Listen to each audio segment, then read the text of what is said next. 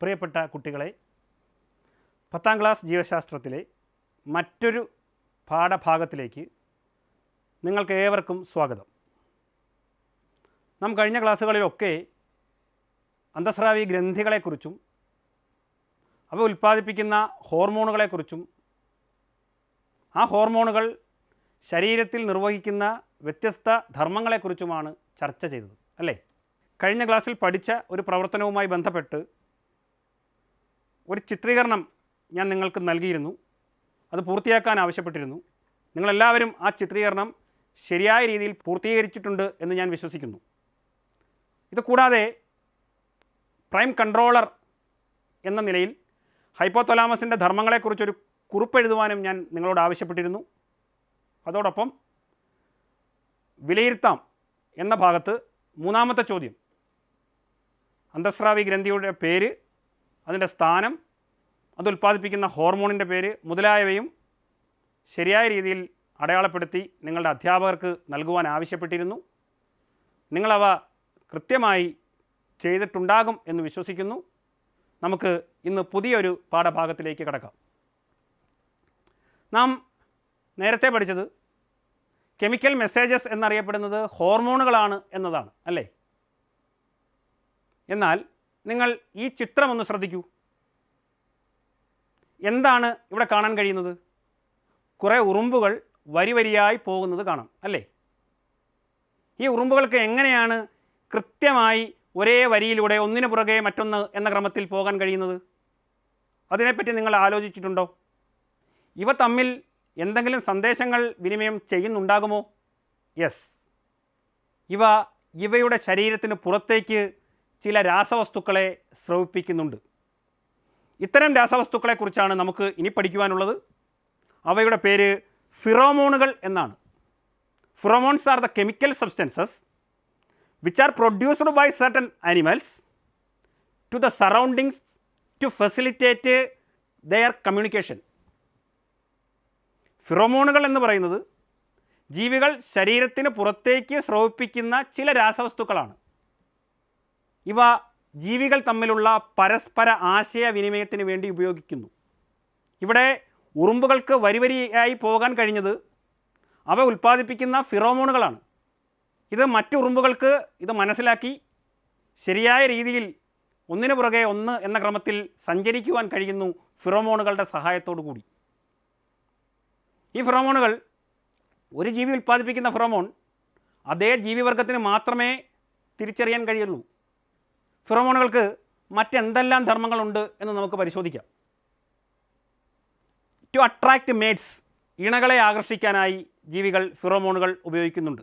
അതായത് ഒരു ആൺജീവി അതിൻ്റെ പെൺജീവിയെ ആകർഷിക്കുന്നതിനും ഒരു പെൺജീവി അതിൻ്റെ ആൺജീവിയെ ആകർഷിക്കുന്നതിനുമായി ചുറ്റുപാടിലേക്ക് ഫിറോമോണുകളെ സ്രവിപ്പിക്കുന്നുണ്ട്. രണ്ടാമതൊരു ധർമ്മം to inform the availability of food, ആഹാരത്തിൻ്റെ സാന്നിധ്യത്തെക്കുറിച്ച് സൂചന നൽകൽ. ഒരു ജീവി ഇങ്ങനെ സഞ്ചരിക്കുന്നു, അപ്പോൾ അവിടെ ഒരു ആഹാരം കണ്ടു, അത് അതേ വിഭാഗത്തിൽപ്പെട്ട മറ്റു ജീവികളെ അറിയിക്കുന്നതിനായി അവ പുറത്തേക്ക് ഫിറോമോണുകളെ സ്രവിപ്പിക്കുന്നു. To inform the availability of food, ആഹാരത്തിൻ്റെ സാന്നിധ്യം അറിയിക്കാൻ. ഇതിൻ്റെ മൂന്നാമതൊരു ധർമ്മം സിഗ്നലിംഗ് ഡേഞ്ചേഴ്സ്, അതായത് അപായ സൂചന നൽകാൻ. അപകടം സംഭവിക്കുന്നു എന്ന സൂചന മറ്റു ജീവികൾക്ക്, ഇവിടെ എന്തോ അപകടമുണ്ട് എന്ന വസ്തുത മറ്റു ജീവികളെ അറിയിക്കുന്നതിനും ഉള്ള മാർഗം എന്നുള്ള നിലയിലും ജീവികൾ പുറത്തേക്ക് ഫിറോമോണുകളെ സ്രവിപ്പിക്കുന്നുണ്ട്. ഡിറ്റർമൈനിങ് പാത്ത് ടു ട്രാവൽ, അതായത് സഞ്ചാരപാത നിർണ്ണയിക്കാൻ. നമ്മൾ നേരത്തെ കണ്ടു ഉറുമ്പുകൾ സഞ്ചരിക്കുന്നത്. ഇത്തരത്തിൽ സഞ്ചാരപാത നിർണ്ണയിക്കുന്നതിന് വേണ്ടിയും ജീവജാലങ്ങൾ ഫിറോമോണുകളെ ഉപയോഗിക്കുന്നുണ്ട്. അപ്പോൾ ഫിറോമോണുകളുടെ മറ്റ് പ്രധാനപ്പെട്ട ധർമ്മങ്ങൾ ഇവയൊക്കെയാണ്: ആഹാരത്തിൻ്റെ സാന്നിധ്യത്തെക്കുറിച്ചുള്ള സൂചന നൽകൽ, സഞ്ചാരപാത നിർണ്ണയിക്കൽ, ഇണകളെ ആകർഷിക്കൽ, അപായ സൂചന നൽകൽ. ഇത്തരത്തിൽ ധാരാളം ധർമ്മങ്ങൾ ജീവജാലങ്ങളിൽ ഫിറോമോണുകൾ നിർവഹിക്കുന്നുണ്ട്. ഫിറോമോണുകൾക്ക് ഹോർമോണുകളുമായുള്ള വ്യത്യാസം എന്താണെന്ന് നിങ്ങൾക്ക് മനസ്സിലായോ? ഹോർമോണുകൾ നമ്മുടെ ശരീരത്തിനകത്ത് ഉൽപ്പാദിപ്പിക്കുന്ന രാസവസ്തുക്കളാണ്. എന്നാൽ ഫിറോമോണുകളാകട്ടെ ശരീരത്തിന് പുറത്തേക്ക് സ്രവിപ്പിക്കുന്ന രാസവസ്തുക്കളാണ്. നാം കണ്ടു ഹോർമോണുകൾ ഉൽപ്പാദിപ്പിക്കുന്നത് അന്തസ്രാവി ഗ്രന്ഥികളാണെന്ന്, അല്ലേ? എന്നാൽ ഫിറോമോണുകളെ ഉൽപ്പാദിപ്പിക്കുന്നതിന് പ്രത്യേകിച്ച് അന്തസ്രാവി ഗ്രന്ഥികൾ ഒന്നും തന്നെ ഇല്ല. അവ നേരിട്ട് ചുറ്റുപാടിലേക്ക് സ്രവിപ്പിക്കപ്പെടുകയാണ് ചെയ്യുന്നത്. ഈ ചിത്രങ്ങൾ കൂടി നിങ്ങളൊന്ന് നോക്കൂ. ഇവിടെ നിങ്ങൾക്ക് ഹണീബി അല്ലെങ്കിൽ തേനീച്ച, ടെർമൈറ്റ് അല്ലെങ്കിൽ ചിതൽ, അവയുടെ ഒരു കോളനി കാണാൻ കഴിയും, അല്ലേ? ഇത്തരത്തിൽ കോളനി സ്വഭാവമുള്ള ജീവികൾ, ഹണീബി ആയാലും ചിതലായാലും, അവയുടെ കോളനി സ്വഭാവം നിലനിർത്താൻ ഫിറോമോണുകൾ സഹായിക്കുന്നു. The chemical messages of pheromones also help honeybee and termites to live in colonies. തേനീച്ചകൾക്കും മറ്റു ജീവികൾക്കും ഒരു കോളനിയായി ജീവിക്കുന്നതിന് ഫിറോമോണുകൾ സഹായിക്കുന്നുണ്ട്. ഇനി നമുക്ക് ഫിറോമോണുകൾക്ക് കുറച്ച് ഉദാഹരണങ്ങൾ നോക്കാം. കസ്തൂരിമാൻ ഉൽപ്പാദിപ്പിക്കുന്ന കസ്തൂരി, the muscone produced by the musk deer. വെരുക് ഉൽപ്പാദിപ്പിക്കുന്ന civetone, civetone produced by the civet cat. പെൺ പട്ടുനൂൽ ശലഭങ്ങൾ ഉൽപ്പാദിപ്പിക്കുന്ന bombykol, bombykol secreted by female silk worm moth are the examples of pheromones. എന്നിവ ഫിറോമോണുകൾക്ക് ഉദാഹരണങ്ങളാണ്.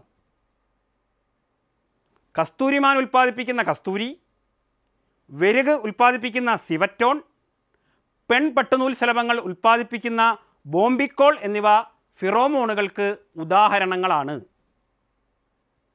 ഫിറോമോണുകളുടെ മറ്റൊരു പ്രയോജനം, നമുക്ക് ഈ ഫിറോമോണുകളെ കൃത്രിമമായി നിർമ്മിച്ചെടുക്കാൻ സാധിക്കും അവയുടെ രാസഘടന മനസ്സിലാക്കിയാൽ. ഇങ്ങനെ കൃത്രിമമായി നിർമ്മിച്ചെടുക്കുന്ന ഫിറോമോണുകൾ അതുപയോഗിച്ച് കീടങ്ങളെ ആകർഷിച്ച് നശിപ്പിച്ച് കളയാൻ സാധിക്കുമെങ്കിൽ നമുക്ക് കാർഷിക മേഖലയിൽ അതിനെ പ്രയോജനപ്പെടുത്തുവാൻ കഴിയും. Artificial pheromones are used to control pest in the agricultural sector. കാർഷിക മേഖലയിൽ കീടങ്ങളെ നശിപ്പിക്കുന്നതിനായി ഫിറോമോൺ ഉപയോഗിച്ചുള്ള ഫിറോമോൺ ട്രാപ്പ്, ഫിറോമോൺ കെണി നിങ്ങൾക്ക് ഇവിടെ കാണാൻ കഴിയും. ഒരു ഫിറോമോൺ ട്രാപ്പിൻ്റെ ചിത്രം. ഇത്തരത്തിലുള്ള ഫിറോമോൺ ട്രാപ്പുകൾ ഉപയോഗിച്ച് കീടങ്ങളെ ആകർഷിച്ച് നശിപ്പിക്കാൻ കഴിയും. ഈ ഫിറോമോൺ ട്രാപ്പിൽ ഈ കീടങ്ങളെ ആകർഷിക്കാൻ കഴിയുന്ന ഫിറോമോണുകളെയാണ് ഉപയോഗിക്കുന്നത്. അപ്പോൾ ഈ കീടങ്ങൾ കൂട്ടത്തോടെ അവിടേക്ക് വരികയും നമുക്കവയെ കൂട്ടത്തോടെ ഒരുമിച്ച് നശിപ്പിച്ച് കളയാൻ കഴിയുകയും ചെയ്യും. അങ്ങനെ കാർഷിക മേഖലയിൽ കീടങ്ങളെ കൊണ്ടുള്ള ദോഷങ്ങൾ ഒരു പരിധിവരെ നിയന്ത്രിച്ച് നിർത്തുവാൻ കഴിയുമെന്നുള്ളത് ഈ ആർട്ടിഫിഷ്യൽ ഫിറോമോണുകളുടെ ഒരു മെച്ചമായിട്ട് നമുക്ക് കണക്കാക്കാൻ കഴിയും. ഇനി നമുക്ക് സസ്യങ്ങളിലേക്ക് വരാം. സസ്യങ്ങളിലും ജീവൽ പ്രവർത്തനങ്ങളെ നിയന്ത്രിക്കുകയും ഏകോപിപ്പിക്കുകയും ചെയ്യുന്നുണ്ട്. അതിന് അവയ്ക്കൊരു നാഡീവ്യവസ്ഥയുണ്ടോ? ഇല്ല എന്ന് നിങ്ങൾക്കറിയാം, അല്ലേ? എന്നാൽ അവയിൽ ഹോർമോണുകളെ ഉൽപ്പാദിപ്പിക്കുന്നുണ്ട്. സസ്യങ്ങൾ ഹോർമോണുകളെ ഉൽപ്പാദിപ്പിക്കുന്നുണ്ട്. പക്ഷേ പ്രത്യേകിച്ച് അന്തസ്രാവി ഗ്രന്ഥികളൊന്നുമല്ല ഹോർമോണുകളെ ഉൽപ്പാദിപ്പിക്കുന്നത് എന്നൊരു പ്രത്യേകത കൂടിയുണ്ട്. സസ്യങ്ങൾ ഉൽപ്പാദിപ്പിക്കുന്ന വ്യത്യസ്തമായ ഹോർമോണുകൾ അവയിലെ വളർച്ചയുടെ വ്യത്യസ്ത ഘട്ടങ്ങളെ നിയന്ത്രിക്കുന്നു. സസ്യങ്ങളുടെ വളർച്ച എന്ന് പറയുന്നത് നമുക്കറിയാം. ഒരു വിത്ത് അത് മുളയ്ക്കുന്നു, അതിൽ ഇലകൾ വിരിയുന്നു, വലുതാകുന്നു, അതിൽ പൂക്കളും കായ്കളും ഉണ്ടാകുന്നു, പൂക്കളും കായ്കളും പഴുക്കുന്നു, പിന്നീട് അത് കൊഴിയുന്നു. ഇങ്ങനെ സസ്യങ്ങളുടെ വളർച്ചയ്ക്ക് വ്യത്യസ്തങ്ങളായിട്ടുള്ള ഘട്ടങ്ങളുണ്ട്. ഈ ഓരോ ഘട്ടങ്ങളിലും പ്രവർത്തിക്കുന്നത് വ്യത്യസ്തങ്ങളായ ഹോർമോണുകളാണ്. സസ്യ വളർച്ചയ്ക്ക് കാരണം തന്നെ ഇത്തരത്തിലുള്ള ഹോർമോണുകളാണ്. അതുകൊണ്ട് തന്നെ സസ്യ ഹോർമോണുകളെ പ്ലാന്റ് ഗ്രോത്ത് റെഗുലേറ്റേഴ്സ്, സസ്യ വളർച്ച നിയന്ത്രകർ, സസ്യ വളർച്ച നിയന്ത്രക വസ്തുക്കൾ എന്ന് വിളിക്കാം. കാരണം അവ സസ്യങ്ങളിലെ വിവിധ വളർച്ചാ ഘട്ടങ്ങളെ നിയന്ത്രിക്കുന്നു. നമുക്കിനി ഓരോ ഹോർമോണിനെ കുറിച്ചും പഠിക്കാം. സസ്യങ്ങളുടെ വളർച്ചയുമായി ബന്ധപ്പെട്ട പ്രധാനപ്പെട്ട ഹോർമോണുകളെക്കുറിച്ചും അവ ഏതൊക്കെ വളർച്ചാ ഘട്ടങ്ങളെയാണ് നിയന്ത്രിക്കുന്നത് എന്നതിനെക്കുറിച്ചുമാണ് ഇനി നമുക്ക് പരിശോധിക്കുവാനുള്ളത്. ആദ്യം ജിബർലിൻ എന്ന ഹോർമോണിനെ കുറിച്ച് പഠിക്കാം. ജിബർലിൻ എന്ന hormone it stimulates the break down of stored food to facilitate germination. സസ്യങ്ങളിലെ വിത്തിലെ സമൃദ്ധാഹാരം വിഘടിപ്പിച്ച് ജെർമിനേഷന് സഹായിക്കുന്നു, വിത്ത് മുളയ്ക്കാൻ സഹായിക്കുന്നു. വിത്തിൽ സംഭരിച്ചിരിക്കുന്ന ആഹാരം വിഘടിച്ച് വിത്ത് മുളയ്ക്കാൻ സഹായിക്കുന്ന ഒരു ഹോർമോണാണ് ജിബർലിൻ എന്നത്. ഇതിൻ്റെ മറ്റൊരു ധർമ്മം സ്പ്രൗട്ടിംഗ് ഓഫ് ലീവ്സ്, ഇലകൾ വിരിയാൻ സഹായിക്കുന്നു എന്നതാണ്. അപ്പോൾ ജിബർലിൻ്റെ രണ്ട് പ്രധാനപ്പെട്ട ധർമ്മങ്ങൾ, ഇത് വിത്തിലെ സമൃദ്ധാഹാരത്തെ വിഘടിപ്പിച്ച് വിത്ത് മുളയ്ക്കാൻ സഹായിക്കുന്നു. രണ്ടാമത്തെ ധർമ്മം ഇലകൾ വിരിയാൻ, സ്പ്രൗട്ടിംഗ് ഓഫ് ലീവ്സ്, ഇലകൾ വിരിയാൻ സഹായിക്കുന്നു. രണ്ടാമത്തെ ഹോർമോൺ, അതിൻ്റെ പേര് ഓക്സിൻ എന്നാണ്. ഓക്സിൻ. ഈ ഹോർമോണിൻ്റെ പ്രധാനപ്പെട്ട ധർമ്മങ്ങൾ സെൽ ഗ്രോത്ത്, കോശ വളർച്ച, സെൽ ഇലോങ്ങേഷൻ, കോശ ദീർഘീകരണം, promoting the growth of terminal bud, അഗ്രമുകുളങ്ങളുടെ വളർച്ചയെ നിയന്ത്രിക്കുന്നു. ആൻഡ് ഫ്രൂട്ട് ഫോർമേഷൻ, ഫലരൂപീകരണം. Cell growth, cell elongation, promoting growth of terminal bud and fruit formation, കോശ വളർച്ച, കോശ ദീർഘീകരണം, അഗ്രമുകുളങ്ങളുടെ വളർച്ച, ഫലരൂപീകരണം എന്നീ വളർച്ചാ ഘട്ടങ്ങളെ നിയന്ത്രിക്കുന്ന ഹോർമോണാണ് ഓക്സിൻ എന്ന് പറയുന്നത്. ഇനി അടുത്തൊരു ഹോർമോൺ സൈറ്റോകിനിൻ എന്നാണ് അതിൻ്റെ പേര്. സൈറ്റോകിനിൻ. ഈ ഹോർമോണിൻ്റെ പ്രധാനപ്പെട്ട ധർമ്മങ്ങൾ സെൽ ഗ്രോത്ത്, കോശ വളർച്ച, സെൽ ഡിവിഷൻ, കോശ വിഭജനം, ആൻഡ് സെൽ ഡിഫറൻസിയേഷൻ, കോശ വൈവിധ്യവൽക്കരണം. കോശ വളർച്ച, കോശ വിഭജനം, കോശ വൈവിധ്യവൽക്കരണം എന്നിങ്ങനെയുള്ള വ്യത്യസ്ത ഘട്ടങ്ങളെ സ്വാധീനിക്കുന്ന ഹോർമോണാണ് ഈ സൈറ്റോകിനിൻ എന്ന് പറയുന്നത്. എന്താണ് കോശ വൈവിധ്യവൽക്കരണം എന്ന് പറയുന്നത്? നമുക്കറിയാം, മെരിസ്റ്റമിക കോശങ്ങളിൽ നിന്നാണ് സസ്യങ്ങളുടെ മറ്റ് സസ്യകലകൾ, പാരങ്കൈമ, കോളങ്കൈമ, സ്ക്ലിറങ്കൈമ, സൈലം, ഫ്ലോയം തുടങ്ങിയ മറ്റു സസ്യകലകൾ ഉണ്ടാകുന്നത് എന്ന് നമുക്കറിയാം, അല്ലേ? ഇത്തരത്തിൽ ഒരു കോശത്തിൽ നിന്നും വ്യത്യസ്തങ്ങളായിട്ടുള്ള കലകൾ രൂപപ്പെടുന്നതിനെയാണ് കോശ വൈവിധ്യവൽക്കരണം എന്ന് പറയുന്നത്. ഇതിനെ നിയന്ത്രിക്കുന്ന സസ്യ ഹോർമോണാണ് സൈറ്റോകിനിൻ എന്ന് പറയുന്നത്.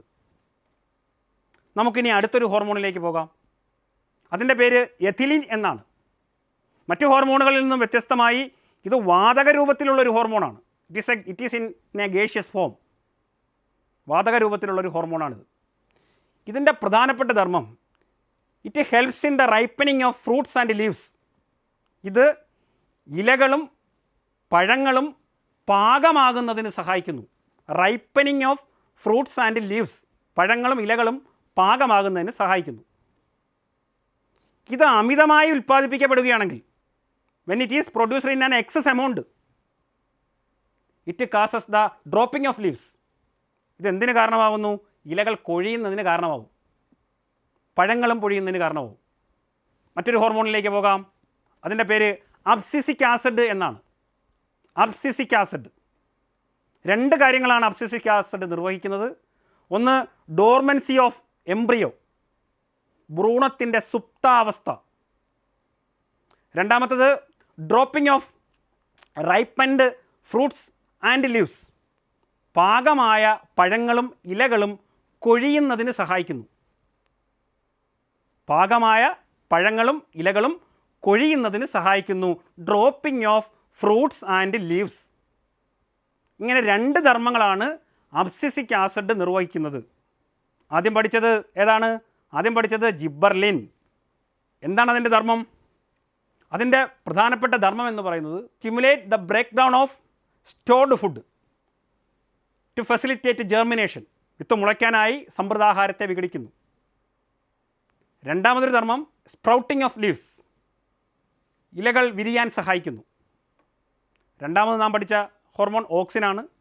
Cell growth, cell elongation, promoting the growth of terminal buds and fruit formation, കോശ വളർച്ച, കോശ ദീർഘീകരണം, അഗ്രമുകുളങ്ങളുടെ വളർച്ച, അതോടൊപ്പം പഴ രൂപീകരണം, ഫല രൂപീകരണം, ഇതും ഓക്സിൻ്റെ ധർമ്മമാണ്. പിന്നീട് നാം പഠിച്ച സൈറ്റോക്കിനിൻ്റെ പ്രധാനപ്പെട്ട ധർമ്മങ്ങൾ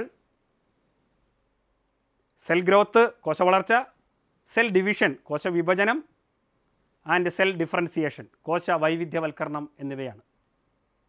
പിന്നീട് നാം പറഞ്ഞത് എഥിലീനെക്കുറിച്ചാണ്. വാതക രൂപത്തിലുള്ള ഒരു ഹോർമോണാണത്. അത് പഴങ്ങളും ഇലകളും പാകമാകുന്നതിന് സഹായിക്കുന്നു. Ripening of fruits and leaves. Excess amount ആണെങ്കിലോ അമിതമായി ഉണ്ടായാലോ അവയൊക്കെ കൊഴിയുന്നതിന് കാരണമാവുകയും ചെയ്യും. അവസാനം നാം പറഞ്ഞത് അബ്സിസിക് ആസിഡിനെ കുറിച്ചാണ്. ഈ അബ്സിസിക് ആസിഡ് എന്ന ഹോർമോൺ രണ്ട് കാര്യങ്ങളാണ് ചെയ്യുന്നത്. ഒന്ന് ഡോർമൻസി ഓഫ് എംബ്രിയോ, വിത്തിൻ്റെ സുപ്താവസ്ഥ. രണ്ടാമത്തത് dropping of ripened fruits and leaves, പാകമായ പഴങ്ങളും ഇലകളും കൊഴിയുന്നതിന് കാരണമാകുന്നു. ഇപ്രകാരം സസ്യങ്ങളിൽ ഉണ്ടാകുന്ന സ്വാഭാവികമായ ഹോർമോണുകളെക്കുറിച്ചാണ് നാം പഠിച്ചു കഴിഞ്ഞത്. ഇതുമായി ബന്ധപ്പെട്ട് ഞാൻ നിങ്ങൾക്കൊരു പട്ടിക നൽകാം. നിങ്ങൾ ഈ പട്ടിക സയൻസ് ഡയറിയിൽ ഉൾപ്പെടുത്തി പൂർത്തിയാക്കി വിലയിരുത്തലിനായി നിങ്ങളുടെ അധ്യാപകർക്ക് നൽകണം. ഈ പട്ടിക ഇപ്രകാരമാണ്: complete the table using the hints related to plant hormones and its functions. സസ്യ ഹോർമോണുകളും അവയുടെ ധർമ്മവും ഉൾപ്പെടുത്തി ചുവടെ നൽകിയിട്ടുള്ള പട്ടിക സൂചനകൾക്കനുസരിച്ച് പൂർത്തിയാക്കുക. ഇവിടെ നിങ്ങൾക്ക് കുറച്ച് സൂചനകളായി ഉൾപ്പെടുത്തിയിരിക്കുന്നത് ഹോർമോണുകളുടെ പേരാണ്. Auxin, gibberellin, cytokinin, ethylene, abscisic acid എന്നിങ്ങനെ. പട്ടികയിൽ ഒന്നാമത്തെ കോളത്തിൽ ഫങ്ഷൻ, ധർമ്മങ്ങളാണ്. രണ്ടാമത്തെ കോളത്തിൽ നൽകിയിരിക്കുന്നത് പ്ലാന്റ് ഹോർമോൺ, സസ്യ ഹോർമോണിൻ്റെ പേരാണ്. ധർമ്മങ്ങളാണ് നിങ്ങൾക്ക് നൽകിയിട്ടുള്ളത്. അതിനനുയോജ്യമായ ഹോർമോണുകളുടെ പേര് നിങ്ങൾ സൂചനയിൽ നിന്നും തിരഞ്ഞെടുത്ത് എഴുതണം. ഇനി നമുക്ക് മറ്റൊരു ഭാഗത്തിലേക്ക് പോകാം.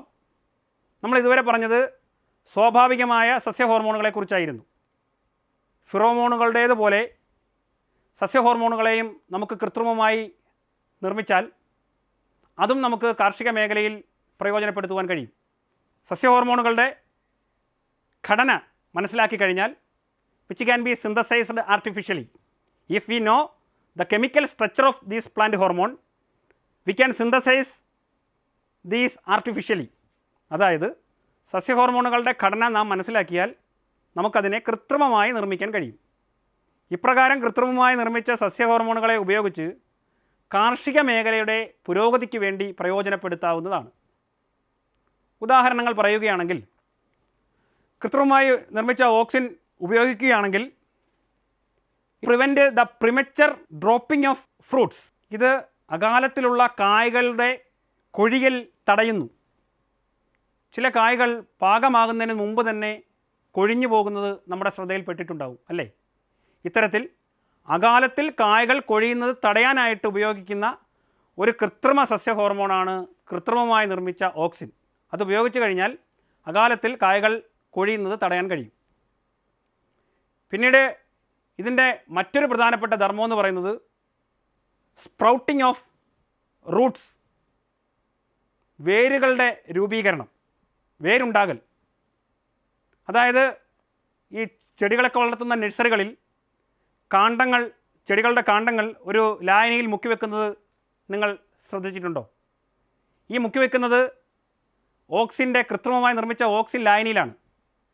അപ്പോൾ അത് എന്തിനാണ് അങ്ങനെ ചെയ്യുന്നതെന്ന് ചോദിച്ചാൽ ആ കാണ്ഡങ്ങളിൽ വേരുണ്ടാകാനാണ്. അതും കാർഷിക മേഖലയ്ക്ക് ഗുണകരമായിട്ടുള്ള ഒരു കാര്യമാണ്. കാണ്ഡങ്ങളിൽ വേരുണ്ടാകാൻ, സ്പ്രൗട്ടിംഗ് ഓഫ് റൂട്ട്സ്, അതിനുവേണ്ടി കൃത്രിമമായി നിർമ്മിച്ച ഓക്സിനെ പ്രയോജനപ്പെടുത്തുവാൻ കഴിയും. അതോടൊപ്പം it is also used as a weedicide, കളനാശിനിയായിട്ടും ഇതിനെ ഉപയോഗിക്കാൻ കഴിയും. അപ്പം 3 കാര്യങ്ങൾക്ക് വേണ്ടി കൃത്രിമമായി നിർമ്മിച്ച ഓക്സിനെ ഉപയോഗിക്കാം. ഒന്ന്, അകാലത്തിൽ കായ്കൾ കൊഴിയുന്നത് തടയാൻ.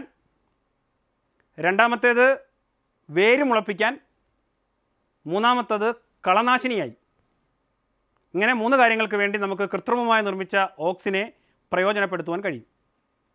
ഇനി അടുത്തത് കൃത്രിമ ജിബ്ബർലിനെ കുറിച്ചാണ്. കൃത്രിമമായി നിർമ്മിച്ച ജിബ്ബർലിൻ എന്ന ഹോർമോണിനെ കുറിച്ചാണ്. It is used for increasing the size of grapes and apple. മുന്തിരി, ആപ്പിൾ തുടങ്ങിയ പഴങ്ങളുടെ വലിപ്പം കൂട്ടാനായിട്ട് കൃത്രിമമായി നിർമ്മിച്ച ജിബ്ബർലിനെ പ്രയോജനപ്പെടുത്തുവാൻ കഴിയും. അതുപോലെ തന്നെ it is also used for preventing ripening of fruits to assist marketing. Marketing സൗകര്യത്തിനായി പഴങ്ങൾ പാകമാകുന്നത് വൈകിപ്പിക്കാൻ കഴിയും. ഒരു വർഷത്തിലെ ചില പ്രത്യേക കാലയളവുകളിൽ പഴങ്ങൾക്ക് ആവശ്യക്കാർ കൂടുതലായിരിക്കും. ആ സമയത്തേക്ക് പഴങ്ങളുടെ പഴുക്കൽ നീട്ടിവെക്കാൻ, to prevent the ripening of fruit, പഴങ്ങളുടെ പഴുക്കൽ കുറേ നാളത്തേക്ക് നീട്ടിവെച്ച് ആവശ്യക്കാർ കൂടുന്ന സമയത്ത് അതിനെ വിളവെടുക്കത്തക്കവണ്ണം അതിനെ പാകപ്പെടുത്തുവാൻ കൃത്രിമമായി നിർമ്മിച്ചെടുത്ത ജിബർലിനുകൾക്ക് കഴിയും. അപ്പം കൃത്രിമ ജിബർലിനുകളുടെ പ്രയോജനങ്ങൾ എന്തെല്ലാമാണ്? മുന്തിരി, ആപ്പിൾ തുടങ്ങിയ പഴങ്ങളുടെ വലിപ്പം കൂട്ടുവാനും അതോടൊപ്പം തന്നെ പഴങ്ങൾ നേരത്തെ പാകമാകുന്നത് തടയുവാനും വേണ്ടി ജിബർലിൻ ഉപയോഗപ്പെടുത്തുവാൻ കഴിയും. ഇനി കൃത്രിമ എഥിലിനെ കുറിച്ചാണ് പറയുന്നത്. കൃത്രിമമായി നിർമ്മിച്ച ethylene it is used for flowering of pineapple plants at A time and for the ripening of tomato, lemon, orange etcetera. ഇത് പ്രധാനമായും ഉപയോഗിക്കുന്നത് പൈനാപ്പിൾ ചെടികൾക്ക് ഒരേ സമയം പൂവിടുന്നതിനും അതോടൊപ്പം തന്നെ തക്കാളി, ചെറുനാരങ്ങ, ഓറഞ്ച് മുതലായ പഴങ്ങൾ പഴുക്കുന്നതിനും വേണ്ടിയിട്ട് കൃത്രിമമായി നിർമ്മിച്ച എഥിലിനെ ഉപയോഗപ്പെടുത്തുവാൻ കഴിയും. പൈനാപ്പിൾ ചെടികൾ ഒരേ സമയം പൂവിട്ട് കഴിഞ്ഞാൽ അത് ഒരേ സമയം പഴമായി അതിൽ നിന്ന് നമുക്ക് ഒരേ സമയം വിളവെടുപ്പ് നടത്താൻ കഴിയും. കൃത്രിമ എഥിലിൻ്റെ മറ്റൊരു പ്രയോജനം റബ്ബറിൽ പാലുൽപാദനം വർദ്ധിപ്പിക്കാനായി ഇതിനെ ഉപയോഗപ്പെടുത്താം എന്നുള്ളതാണ്. എഥിലിൻ എന്നത് ഞാൻ പറഞ്ഞു ഒരു വാതക രൂപത്തിലുള്ള സസ്യ ഹോർമോണാണ്. എത്തിഫോൺ എന്ന പേരിൽ ദ്രാവക രൂപത്തിലുള്ള പദാർത്ഥം റബ്ബർ മരങ്ങളിൽ ഉപയോഗിക്കുമ്പോൾ അത് എഥിലീനായി മാറി റബ്ബറിൽ പാലുൽപാദനം വർദ്ധിപ്പിക്കുന്നു. Ethephon which is available in liquid form, when used in rubber trees, it gets transformed into ethylene and increases the production of latex. മറ്റൊരു കൃത്രിമ ഹോർമോണിനെ കുറിച്ച് കൂടെ പറയാം. അബ്സിസിക് ആസിഡിൻ്റെ ആർട്ടിഫിഷ്യൽ അബ്സിസിക് ആസിഡ് ഉപയോഗിച്ചാൽ it is used for harvesting fruits at the same time. പഴങ്ങൾ ഒരേ സമയം വിളവെടുപ്പ് നടത്താൻ മാർക്കറ്റിങ്ങിന് വേണ്ടി അത് വളരെ അത്യാവശ്യമാണ്. ഒരേ സമയം വിളവെടുക്കുമ്പോൾ കർഷകനെ സംബന്ധിച്ചിടത്തോളം അത് പ്രയോജനകരമായിട്ടുള്ള കാര്യമാണ്. അതിനുവേണ്ടി അബ്സിസിക് ആസിഡ് ഉപയോഗപ്പെടുത്തുവാൻ സാധിക്കും. അപ്പോൾ കൃത്രിമമായി നിർമ്മിച്ച ഹോർമോണുകളെക്കുറിച്ചാണ്, സസ്യ ഹോർമോണുകളെക്കുറിച്ചാണ് നാം പഠിച്ചുകൊണ്ടിരിക്കുന്നത്. ആദ്യം നാം ഓക്സിനെക്കുറിച്ച് പഠിച്ചു, രണ്ടാമത് ജിബർലിനെക്കുറിച്ച് പഠിച്ചു, മൂന്നാമത് എഥിലിനെക്കുറിച്ച് പഠിച്ചു, നാലാമത് അബ്സിസിക് ആസിഡിനെക്കുറിച്ചാണ് നാം പഠിച്ചത്. സസ്യ ഹോർമോണുകളെ കൃത്രിമമായി നിർമ്മിച്ചെടുത്തു കഴിഞ്ഞാൽ കാർഷിക മേഖലയുടെ പുരോഗതിക്കായി അതിനെ പ്രയോജനപ്പെടുത്താം എന്ന കാര്യത്തിൽ യാതൊരു സംശയവുമില്ല.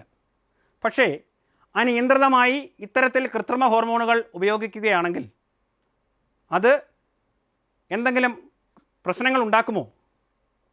അത് സൃഷ്ടിക്കുന്ന ആരോഗ്യ പ്രശ്നങ്ങൾ എന്തെല്ലാമായിരിക്കും? കളനാശിനിയായിട്ട് ഉപയോഗിക്കുന്നതൊക്കെ വിളകളെ നശിപ്പിച്ചാൽ അത് ദോഷകരമായില്ലേ?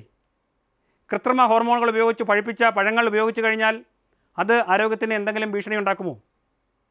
മാത്രമല്ല സ്വാഭാവികമായി സസ്യങ്ങൾ ഉൽപ്പാദിപ്പിക്കുന്ന ഹോർമോണുകൾ കൃത്രിമമായി നിർമ്മിച്ച് അവയിൽ പ്രയോഗിച്ചു കഴിഞ്ഞാൽ അത് പരിസ്ഥിതിയുടെ സന്തുലിതാവസ്ഥയെ എത്രത്തോളം ദോഷകരമായി ബാധിക്കും തുടങ്ങിയ കാര്യങ്ങൾ നാം മനസ്സിലാക്കേണ്ടതായിട്ടുണ്ട്. അതിന് കൃത്രിമ സസ്യ ഹോർമോണുകൾക്ക് കാർഷിക മേഖലയിൽ ധാരാളം വിപ്ലവകരമായ മാറ്റങ്ങൾ ഉണ്ടാക്കാൻ കഴിയും. അത് ഒരു വശമാണ്.